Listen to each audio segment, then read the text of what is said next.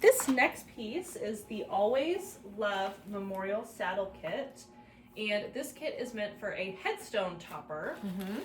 We'll talk a little bit about that. It does start out with our memorial saddle prepped with foam and a little moss. So we have it put together.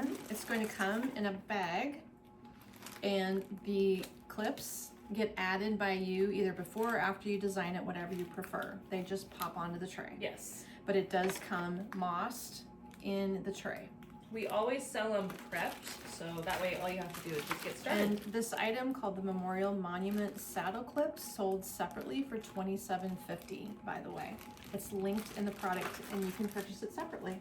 It is. All right, the next item on that is the Frosted Garden Ivy Hanging Bush, which I have pre-cut here. These are the pieces. A UV protected coleus. Here's the full bush. A UV protected little fern. Here is the fern cut apart. And a dahlia and peony mixed flowering bush. Multiple stems on that, quite large. Yeah. Okay. And this kit is on sale for $55. So great price point. You're just going to be making it at home. You're going to get all of these components and you can recreate the beautiful look today. Unfortunately, I should have sorted them better. You got a lot of little pieces. This next. So memorial kits are very labor intensive. As you can tell, Mom has just completely chopped everything apart. Yes. So it takes a lot of time to make these kits, but if you want to save a little money and make it at home, I highly recommend this beautiful memorial saddle kit that you can also add color to. So this is just a great base for you to make at home, and then you can add whatever colors you like. So you'll need a good wire cutters.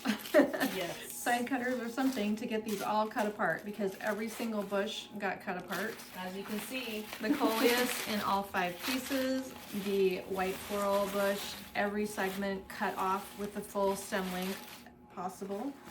The ivy bush, every piece cut off of the base. Yep. And the mini fern here, I did leave 3 pieces on the center and then took 2 away from it. Yep.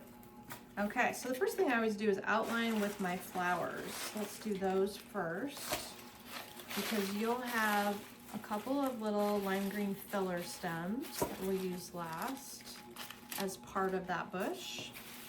You'll have some flat dahlias. You'll have 3 rounded dahlias and 2 peony shapes.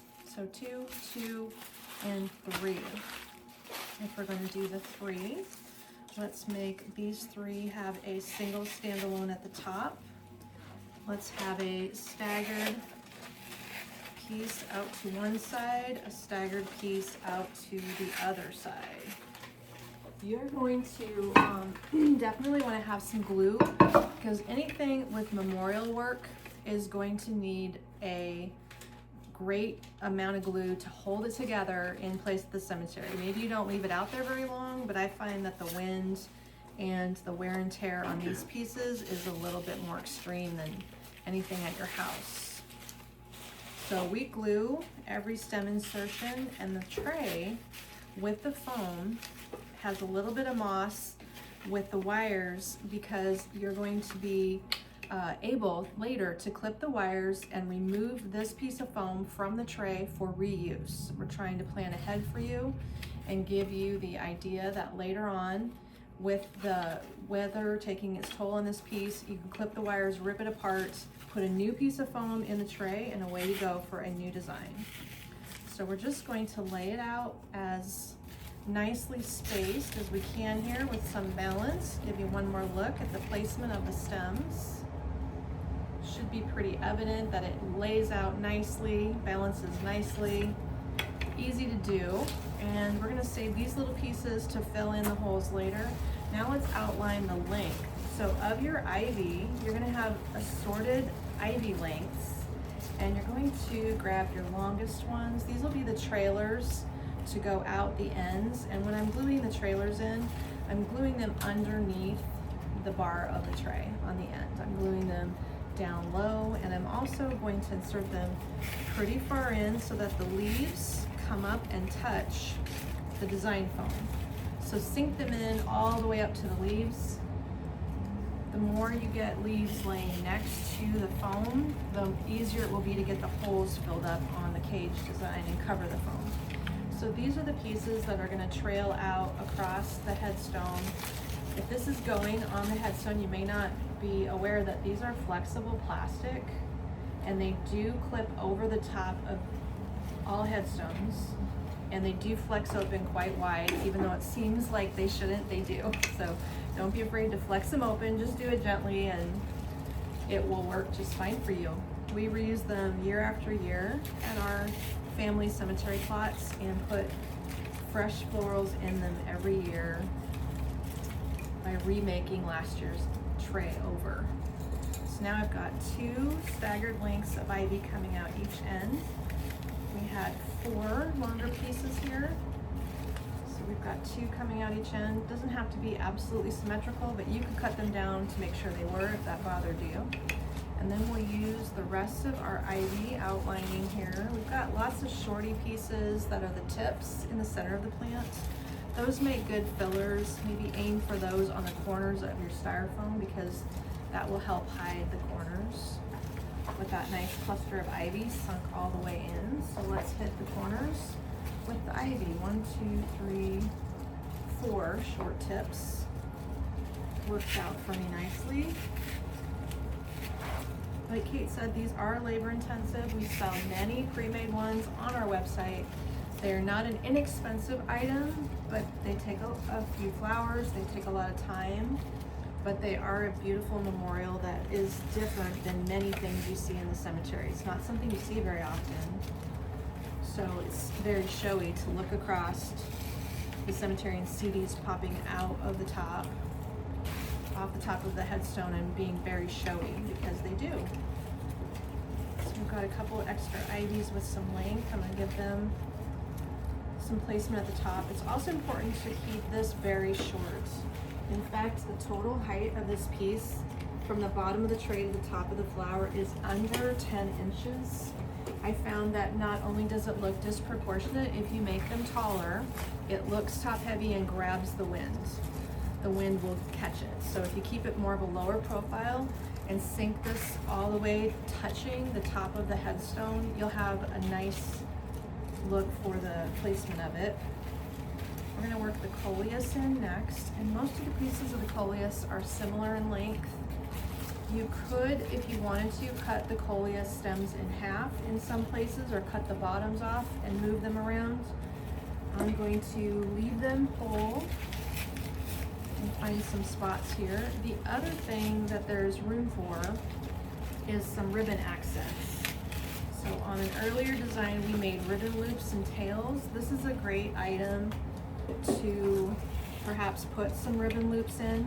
If it was, we're keeping it neutral so that you can add a color. So you could either work in some extra smaller flowers that have a color accent for you, or you could put patriotic ribbon in this if you want to do this for Veterans Memorial. Flag ribbon, mini flags look very nice. There's a lot of different flowers in our online store that could be added in here to customize and add color. I would just suggest something smaller scale.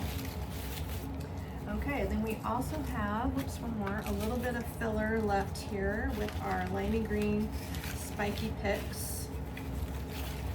How are we looking so far? Nice. How to control all that ivy, bend everything around. Very green and lush. There we go. So let's fill in and use our 3-part fern that we left together right down the center here. And I'm going to make sure I sink that all the way down so the ferns are touching the foam, and that's going to help fill the top for me. Getting those ferns down there low disguises some of the foam, makes it look fuller. And then you've got 2 extra pieces that you removed, so you can put one of those on each side. Looks like part of my pick fell off here. Let's glue it back on. Having glue handy for this is pretty much a necessity. I don't think I would put this out in the cemetery without gluing it. Just too unforgiving, the wind, for sure. I'm going to use the other two fern pieces, one on each side, wherever I'm seeing the biggest space that needs to be covered. There we go. And then we have all the little green tips. 1, 2, 3, 4 green tips. Those are probably going to be beneficial if we cut them pretty short. They're nice and puffy. You definitely want these pieces to be used to fill in the holes by sinking them all the way up to the green base. So by cutting the stem short, you're going to be sure you get it in there nice and snug. It does add some good texture and contrast. You can see when you pop it in there, it looks nice to add that. And we almost have it, but there is certainly room for more. So for suggestions, you can buy like a pink impatient bush and cut that apart and add it. You could add some red or white mini pom-pom mums. You could add yellow forsythia. Trying to see what else I can eyeball over there. You could cut some geraniums to put in there. This is always pretty. The impatient bush. If you like the pink colors. That might be the thing. If you want something tropical, you can look for our pin cushions, orchids, things like that. Or any of the rudbeckia or echinacea are great outdoor. And poppies come in 4 colors, so those are all great. The poppies options. are really good for cemetery work. They do hold their color. Just shop our outdoor safe silk stem collection, Okay. and you'll see lots of different options. So this piece fills in quite nicely. You can still eyeball some of the foam, like over here, for instance. You can still see The into glue some of the foam and the glue. But what is happening is that this is cemetery work, and you are going to be viewing this more from a distance.